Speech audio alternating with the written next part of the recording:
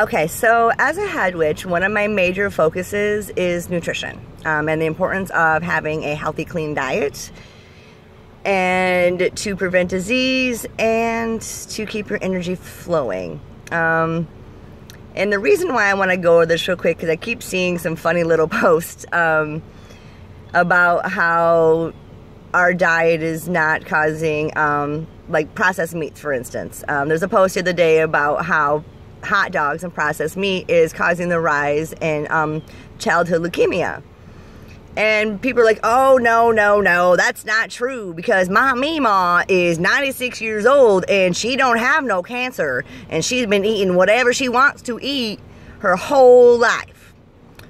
Well, see, the thing with mema, and the reason why she's 96 years old, is because when mema was a kid, there was not things like glyphosate in her food.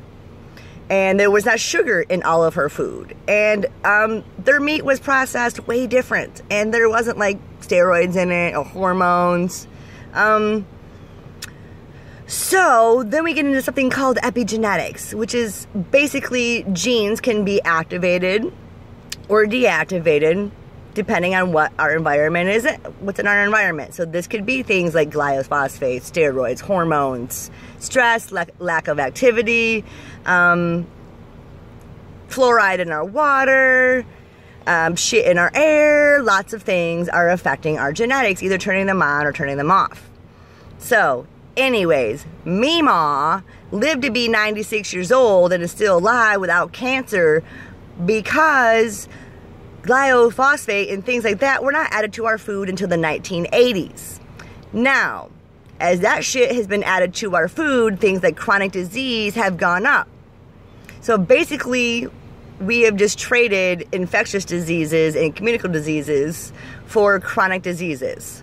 Now, I also hear, oh, but we're living longer. We're living longer. Well, you know, Mima is living longer because her food was okay then.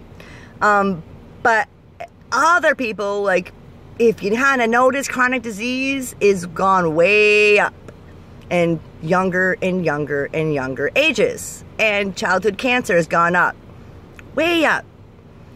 So while we might still be living longer, it's because of expensive pills and surgery and whatnot. And if we didn't have those, we would actually be dying off pretty quickly. So we're living longer, but it's not a quality of life. Now, mind you, also, like I just said, the shit didn't start getting into our food until the 80s and 90s. So what does that say about the younger generation, the kids who were born in the 80s and 90s and 2000s? Well, what they're finding is this younger generation is going to be the first generation to now outlive their parents. And that is because of nutrition. Not only because of shit in our food, but again, when Mima was young, they did eat more vegetables. They ate it right out their garden. And they are far more active. So they didn't sit on their asses all day long. They didn't have poison in their food.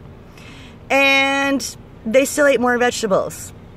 So, I mean, you can go to your doctor and say, oh, blah, blah, blah, blah. You know, your doctor isn't going to know shit about nutrition. Don't go to a doctor for your diet advice.